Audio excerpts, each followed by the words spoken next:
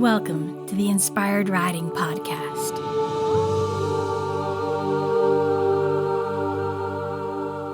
I'm your host, Beth Lauren Parrish. As a certified riding instructor, remote coach, and rapid transformational therapy practitioner, a powerful form of hypnotherapy, I'm here to remind you to slow down, trust your intuition, and really deeply listen to your horse. And this will make for the best co-creative dances possible, whether you're on the ground or connecting on their backs. Thank you so much for being here, and here we go. Hey there, Inspired Riders. We are back with the Animal Wisdom series. I'm so excited for this. Really loved the last episode, and we have Jana Wagner here again. And this time we are going to interview my little Schnauzer Beagle cross. Her name is Cordelia. Her official name is Lady Cordelia of Cuteness. And we also call her Cordy D, because you have to have nicknames for your dogs, right? Absolutely. Yeah. Well, thank you, Jana, for being here. I'm so excited for this series. And is there, before we get started with Cordelia, is there anything else that you wanted to talk about with Kenny from the last episode? If there's anything that came up from that podcast episode. Where would I even start? Because every day with this horse is like Christmas times 10. And I mean that because every interaction I have with him just seems to like blossom and grow. And, yesterday I was just hanging out with him, and he did what my first horse used to do. I just gave me this big sloppy kiss right up the side of my face, and I was so startled. But I was also like, in that moment, just full of gratitude and joy, because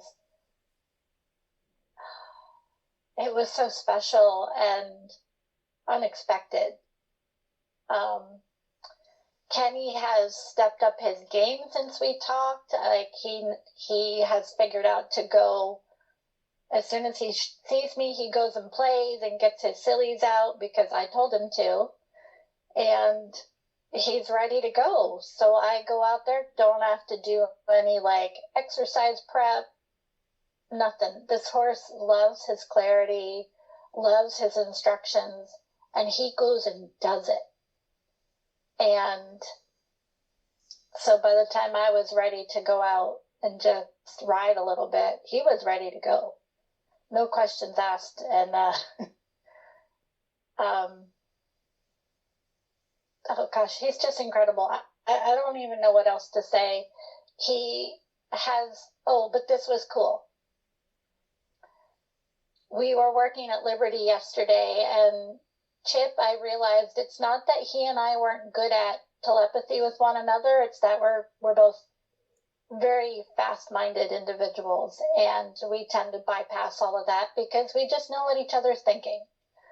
And I'm doing this Liberty, and Kenny says to me, I just don't understand why he can't follow directions. And I said, well, Kenny, we got to give Chip the space. It's just not how he does things. And I just caught this, I said, come on, Kenny, let's just go walk a circle around Chip. My goal was to have one horse stand and then walk a full circle around Chip with Kenny and then switch it, right? And Kenny's really good at standing there waiting while Chip and I walk around. Well, I just caught this moment of dialogue literally going behind me from Kenny to Chip. And Kenny's like, Chip, you're just supposed to stand there.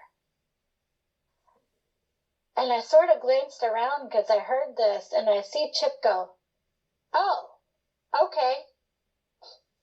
And he stood there. Well, Kenny and I walked a circle around him instead of spinning around or trying to get in front of us or whatever Chip normally does. And I was like, why didn't I just have Kenny tell him what I want? That's so awesome. I love it. It was so phenomenal, and it was so fun, and I was so proud of them, and then they were so proud of themselves, and Oh my goodness. I talked a lot last time about how Kenny's learned a lot from Chip by watching, and now Chip's learning from Kenny, and it's so fun to be with them. That's a beautiful connection. And that reminds me, when I was doing some sessions with a horse, I couldn't really get through to them. So I asked one of my heart horses, hey, could you talk to this horse for me? And they did, and they got them to open up, and it was absolutely amazing. So I think that's amazing that you saw the exact results of it right there while you're in training with them. That's so cool. Right? It's just so fun. And Kenny told my friend the other day when we were out there, I walked away to get something, and he looked at April and he goes, that's my mama. Oh. And she said, I almost didn't tell you because I figured you knew that, but I was like, you just made my whole day telling me out loud. Isn't it so special when you really get through and make that connection, that deep heart connection with any animal, but I think especially horses, right? When they've had many lives and many experiences before you even met. And then all of a sudden you see that change where they're all in with you. And it's just the most incredible feeling. So do I believe in heart horses? Absolutely, yes. And I believe that you can have many because I am on my fourth one. Absolutely. Same. And now I have a heart pony. It's very exciting. Right. Okay, right. Now let's talk to my heart puppy. Heart puppy. She's like, come on, can you get on with it already? She's been very patient. I love it.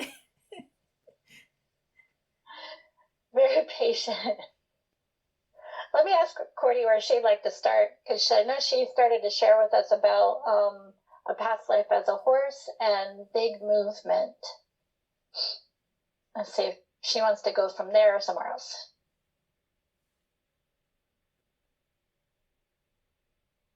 It just said, greetings, patrons. That made me smile. And she just wanted to begin with very simply this outpouring of love and appreciation. She said, if everyone would pause the podcast right now and think of her and feel into her outpouring of love and appreciation for your presence of volunteering to materialize onto this earth at this time. She said, okay, now we can talk about the horses. She said when she lived her life as a horse, she sees that she looked a lot like Pepper Pony, only a lot bigger. And she said she looked this way because she was in the native land. And she said that in that place, and that time, and that life was about truth and trust. And horses were symbolic of truth and trust. And just to simply see a horse move across the ridgeline was a sight to see. So she's telling me that it's much like when I see a bald eagle, I just stop and stare and I watch. And she said, this is how we were. And she said, it's going to sound romantic, but this is truth. There was a time with the natives where we weren't domesticated. We remained wild. And she said wild is a little different than feral. She said we remained wild. No native human owned us or penned us or kept us. All they did was call to us as a collective, and we would know where to go. So she said, just like you talk about your telepathy with Kenny, there is no space, time, or distance. It is only a request, putting out a request. Sorry. She said, you're trying to complicate it, Jana. Calm down. Putting out a request. So kind of like a prayer, universal ask, those spaces where we get centered and still and have a requirement. But she said requirement is different here because it's more like a request. It's not an absolute, like we think of requirement as absolute. She said it's not like that. She said the horse herd would receive a request and we would reply, what do you require? And then the people would share, we need help with this. Can you assist us? And we would say, yes. And she said, and then we would appear over the ridge and come down and commune with the people. And we would agree and we would go with them. And once our work was done, we would return them home and then we would leave. What questions do you have for her? Does she remember vividly being the horse and feeling that movement? What does she remember is what I'm trying to ask. She said, dog bodies are funny because sometimes they catch and they don't move with as much fluidity as you'd like. She said, it's funny that us dogs, some of us have gotten a little clunky. And she said, I'm not speaking ill of myself. She said, it's just funny that some of us have gotten clunky. And she says she remembers being a horse that she always moved with great fluidity and freedom. And she said, she said, freedom is a feeling. And she said, isn't it kind of bizarre how human has changed freedom into something that is tangible and needs to be attained or gotten or purchased or made. And she said, isn't freedom a state of being and a way of moving? She said, many of you call this flow state. And she said, what you're really desiring is freedom in motion. Okay, so a lot of our human creature comforts we have now called freedom. But if you think about it, you have put yourself in boxes, comfortable boxes. She said, no, I'm not saying that the way you keep horses is wrong. I'm just saying that freedom needs to begin to come into more of a context of a state of being. She said she believes more humans would be in less discomfort and physical discomfort and pain if we just allowed ourselves to come into freedom state and move in that energy instead of, that might hurt. She said, that's what I remember about being a horse. I never worried about where my foot was going to land. I never worried about the surface that I moved on. I never worried about any of it. It was as though I just moved in freedom and the land came up to meet me. She said everyone could move with greater ease if we let ourselves drop into freedom state. Now, if you want a different word than freedom, by all means, use it. This is how she chooses to describe it. That's awesome. So now I'm curious, was she another animal before she came into this body right now? Or was she a horse and then jumped right into where she is? She said you're going to laugh because she made the horse seem like a lot of grandeur. But she said she prefers the dog body because she likes the human creature comforts of a home. She said, I'm not contradicting myself. I just tried on different suits and I found that I really like this. And I also found that I like dog body because number one, it's comfortable. And number two, it gets me closer to human. And she said her priority is to you, Beth, to be your anchor, to be your anchor. She said, go ahead and confirm for Beth that we've been together before because she'll want to know that. She smiled at me. I love that. So I'm guessing she might have been another one of my dogs before. And we were thinking part of Bridget and also maybe my first dog, Bree. Bree. Yeah. To be clear, you and she contracted, agreed to continue work together, you and Bree. To be clear, it's not unfinished business, it's continuation of anchoring and wisdom. The sweetness of your work. And something about the sweetness of your work together. It's like a connection unlike anything else, for sure. What's your zodiac? Virgo.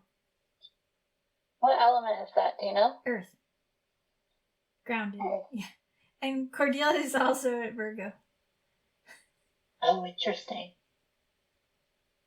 And Bree was, I believe, Cancer. Yeah. She was born, I think, July 9th? Somewhere around there. Or maybe I'm thinking of Bentley. I may have mushed those together. I'd have to ask my parents. We got her when I was 1, so I grew up with her.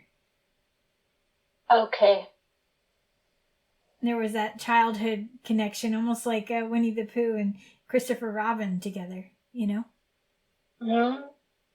Yeah, like I always said Toby was my Jiminy Cricket. He always kept me on task when I wander. I love that. Anchors aren't there to hold you down or hold you back. They're there to anchor in what we're here to do or bring through. And there's something, we'd have to look at the rest of your charts, but I wonder if there's something, because I keep seeing like big moving clouds.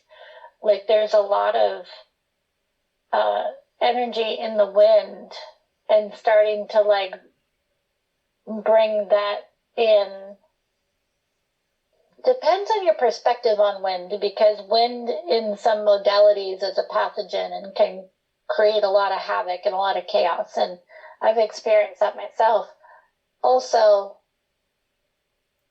there's the song lyric, the answer is blowing in the wind. So sometimes if it's windy, instead of going, ooh, it's windy, if you just let yourself kind of sink in and feel it and feel the wind and listen, things come through the wind.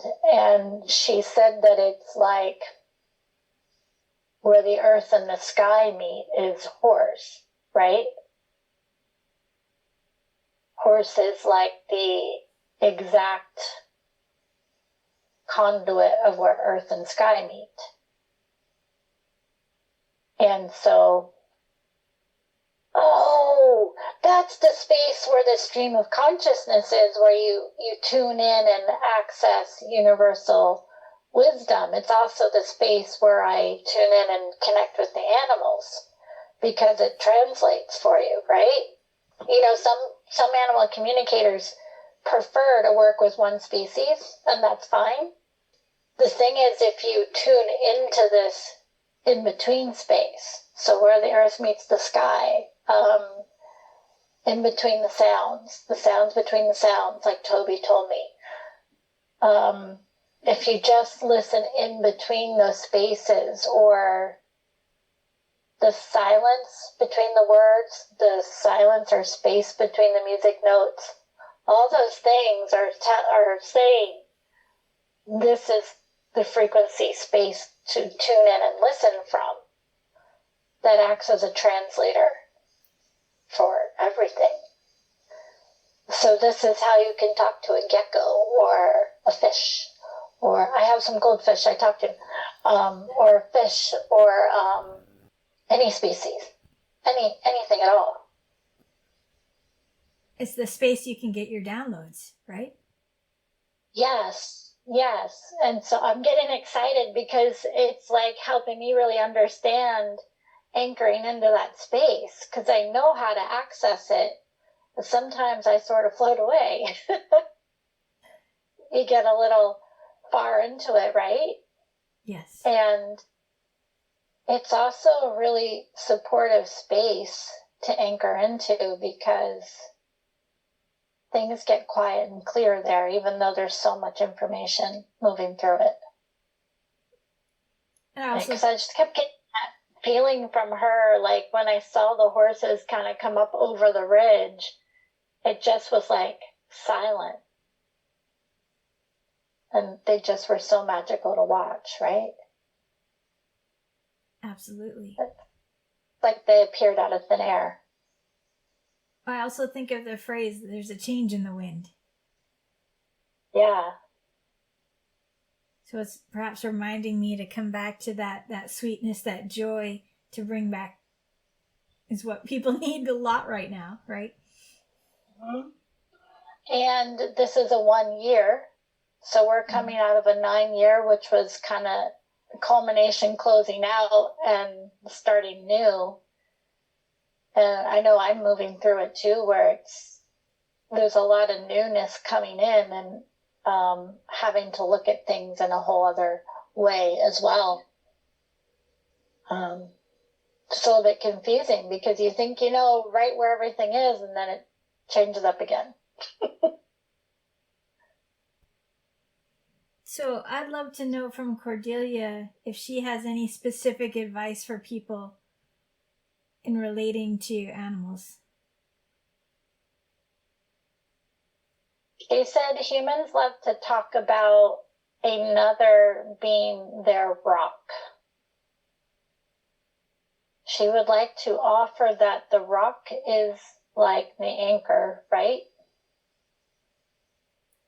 The piece of relating to animals is returning to a place of acceptance, of allowing them to return to being roots or an anchor in your life. Taking them more fully. It's about partnership and taking them more fully, taking them more seriously. Yeah. Especially on an energetic level, right? Yes. She said sometimes our silly, over-the-top gestures are, number one, to lighten you up. Number two, obviously, to get your attention. And number three, to remind you to check back in with your connection with them. What I want to know from her is, like,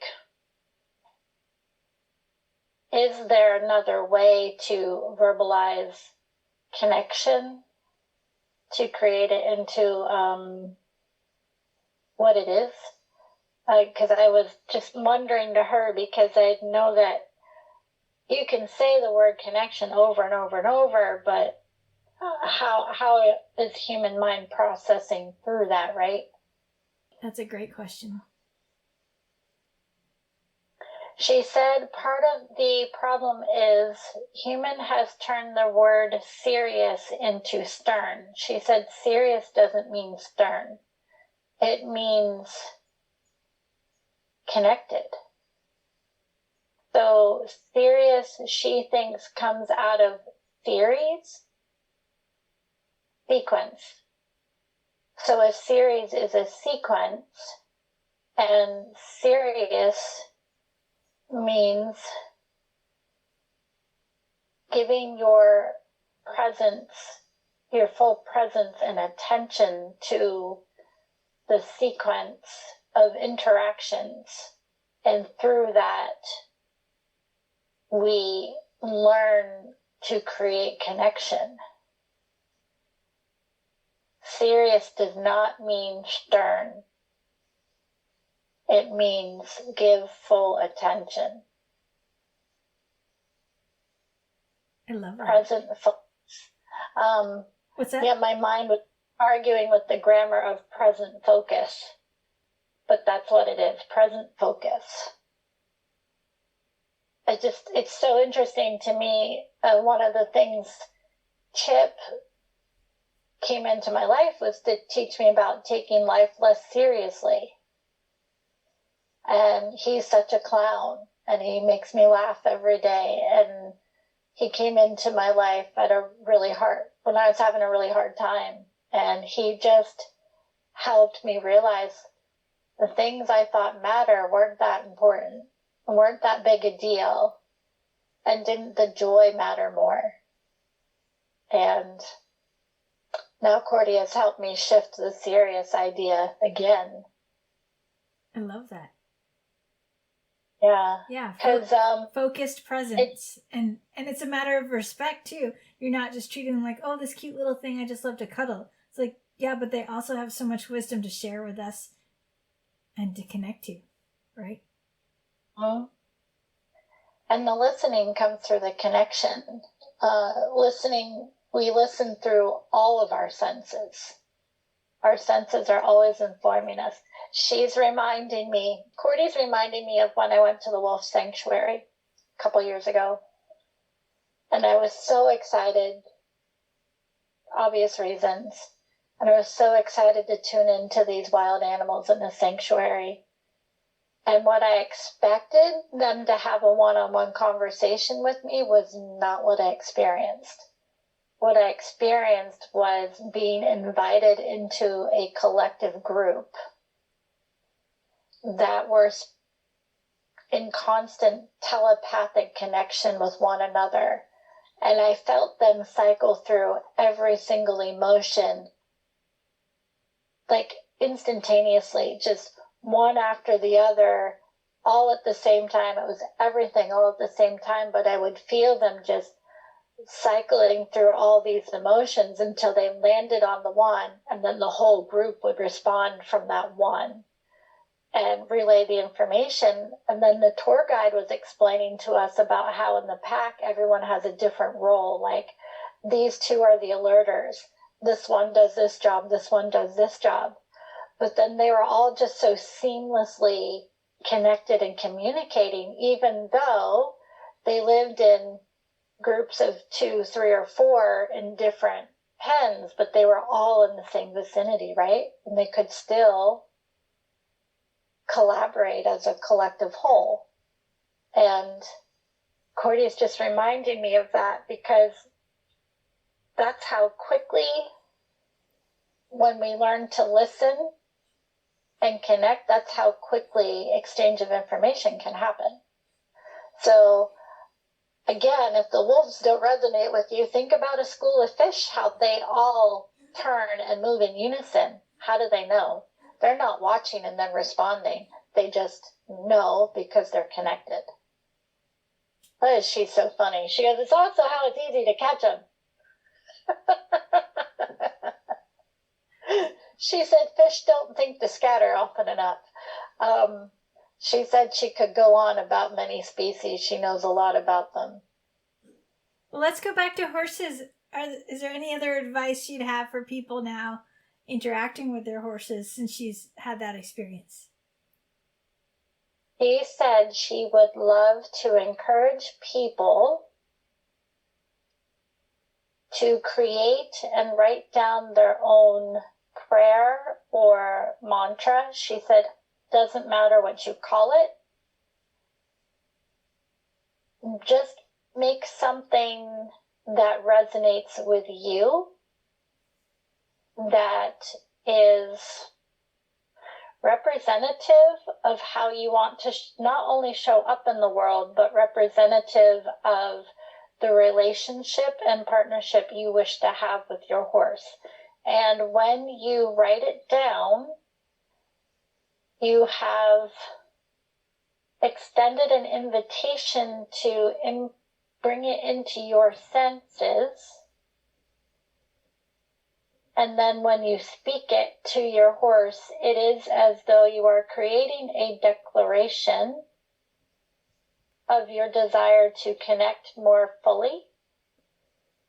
She said you could use something like the Ho'oponopono prayer. However, if you write it from your heart, it will resonate on a deeper level.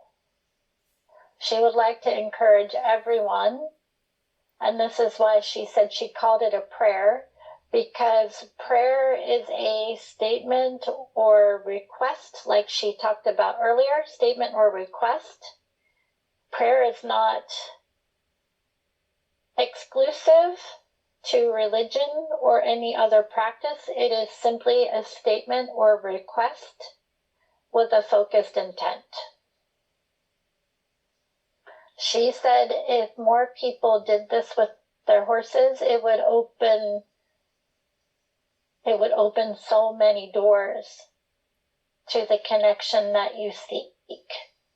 So she's reminding me of how, and this is a little bit different, but like I wanted to help Kenny feel like he could come into a relaxed, tension-free space, but I also needed to state to him what that was because he didn't have context. So I said to him one day, we love, respect, and honor that you were a fast, amazing racehorse. You are no longer that fast racehorse. You are now amazing, laid-back Western horse. And by golly, if he just took it and embraced it, and we just came into this whole other level of relaxation and free from tension or like expectation, right? Because we've reframed our request. I love this, Cordy, this request thing. And so remembering that prayer is a statement of request that spans across all traditions, practices, consciousness. It spans across all consciousness. And it is a focused way of requesting that pulls you into connection. What would be a prayer that she'd want me to say to her? You have to write it. Okay, got it. I didn't know if there was one that she wanted. Well, let me ask her. She immediately was like, oh, no, Beth, you have to do it. I've got it, but I just want to make sure. That's so cute. It always amuses me when an animal is like, no, they have to do it. I'm not telling you. You got to do your homework, lady. Yeah. She said, Beth, you and I will create it because it will also need to be a moving prayer. And what she means by that is it will continue to grow and change and come into new shapes. She said there will always be a note of anchoring into wisdom around it because that is something that we agreed to together. Just please remember that does not mean you are held tightly to it. It's just an anchoring. And so you will create one together. And when it feels like it no longer fits, we will revisit and create the next one and the next one and the next one. I feel that. Yes. Beautiful. Is there anything else she wants to share? Always remember and return to your magnificence. No matter what the day brings, no matter what life says or does, always return to your magnificence. You will find your freedom in your magnificence. I love that. And what's significant about that is that's always what I heard from the horses. So she's still bringing that same energy from the horse connection. And yeah, it was when that I heard that word come out of my mouth, I'm like, that sounds familiar. Where did I hear that before? Yeah, it was always come back. They want you to own your magnificence. I love that. And then does she want to talk about, I think originally she was talking about their strength in, it didn't matter about size, but it had to do with integrity or something about that. Strength and integrity, I think she said. Yeah. She says part of the problem is humans have too many words. Yeah. I agree. She said the words are because of processing. So words have frequency, which are going to ping each individual's processing just a little bit differently. To her, strength is integrity. They're one and the same. They both have the same power behind them as a frequency, which she said you humans like to call empowered. However, strength is embodied empowerment. So just like freedom is a state of being, feeling, and moving, integrity is also a state of being, feeling, and moving. She says these are building blocks. So similar to like that dressage training triangle. I was looking at those recently and I want to like make my own because some of them feel out of order to me. But she said it's like this. We can create those building blocks and it doesn't need to be in a pyramid. It can be laid out how we feel is the appropriate foundation for us. She said the triangle is just there to funnel energy. Okay, the triangle is there to funnel energy because we lay our foundation, and as we build on it, we continue to bring through all those qualities. We don't ever lay a foundation and forget about it. We need to keep bringing through all those qualities with everything that we've built onto it. And she said that's what creates the strength. Same with our horses. We all understand or have at least heard that we have to have a good foundation of the basics. And what we need to discover is that connection is the foundation. Basics are strength, freedom, relaxation, movement. And she said, and then what comes next? Whatever you want to create with your partnership. That's what matters. That's where you will find success and satisfaction, and all the horse naughty behaviors will start to shift away. And she said, I would like to invite you to take all those pieces to build yourself into magnificence. She said magnificence is like when the caterpillar goes in the cocoon and turns into goo and then turns into a butterfly. She said what is hard to understand about the transformation of butterfly is that it's very tangible. And while that is nice,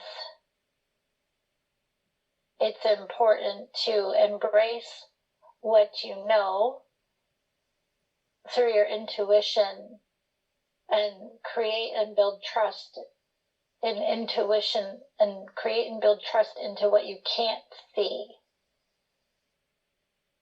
this is a part of why horses are also very deeply intuitive, is because, like she said earlier, trust. The horse collective provides trust and truth. And truth is also something that is not seen. It is part of intuition. And so she said, let me invite you, if you will, right now, feel in your body where you feel strength. Feel in your body where you feel your intuition. Let your mind drop down into your body and let your body tell you where you feel your mind. And start placing all those things into a foundation. Step up on your foundation. Take your next block and place your intuition on the foundation. Step up onto that block. Now invite your magnificence to come in. Invite us to come in and stand in it with you. Invite our combined collective magnificence to stand in with you. Now ask your intuition to show you your truth and literally embrace it in a hug, and then anchor it into your heart. From there, you can build out what you wish to build out. That was gorgeous. You know what image I saw when hugging my truth? It was the Statue of Liberty. Ooh. And I got this that overwhelming sense of generosity and hope and just a level of love that just permeates the whole world, that's just there. If we can tune into that more. And literally passing the torch, like that was the other sense I got to others, you know. Yeah. Oh yeah, I love that, because we talked about that last time too with Kenny about passing the torch. Yeah, and our energies, our spirits are eternal. And it's just reminding our bodies that it's safe to fully embody that, right? Yeah. Because sometimes we get a little scared and want to jump out of our bodies. Because it's painful. Right. Yeah. Yeah. Yeah. So beautiful. Did you have any other questions for Cordy? No, I know. Does she feel like that's complete? She said she felt complete a couple questions ago. Okay. She just feels like so content. And so she just feels so content that she had the opportunity to impart her wisdom in a new way. Because to be clear, it's not that you don't understand her. She just feels really, she said, complete, that she was able to share her wisdom with many others in a free and clear way, with no filtering. Yeah, that's what it's all about. Just let it flow through, right? The freedom to speak, the freedom to move. She reminded me so many times. She's like, set your mind aside, just listen. Because, you know, sometimes I try to understand as I'm receiving and interpret the communication, because I need to relay it verbally. And so then my mind is so fast that I start to say, what about this, or how would you, you know, and she's like, could you stop? That's awesome. Like trying to figure it out. Ooh, big stretch. I'm going to get there. Yeah. She just did a big stretch back here. So precious. Well, thank you, Cordelia, and thank you, Jana. That was really awesome. You're welcome.